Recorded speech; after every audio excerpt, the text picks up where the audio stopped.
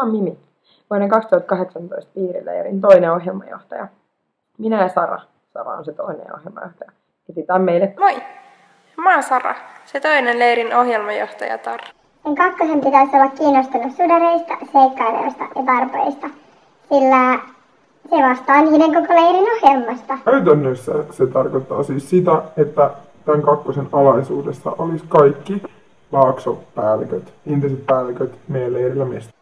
Sen lisäksi tämä kakkonen osallistuu myös kaikkiin päällikkötason kokouksiin, eli käytännössä tietää myös, mitä koko leirin muussa ohjelmassa tapahtuu. Tärkeintähän ei ole partio-CV-merkinnät, vaan into ja halu tulla tekemään parasta ohjelmaa. Se pestissä pääsee kyllä kehittämään itseään ihan uusiin sfääreihin. Uusien ulottuvuuksien lisäksi me päästään tekemään suoraan siistejä juttuja yhdessä ja oppimaan sekä itsestämme että toisistamme uutta. Harry Potterista ei ole pakko tykätä, mutta se on aina plus. Musta tuntuu, että meidän huipputiimi kaipaa just sua mukaan tähän meidän projektiin.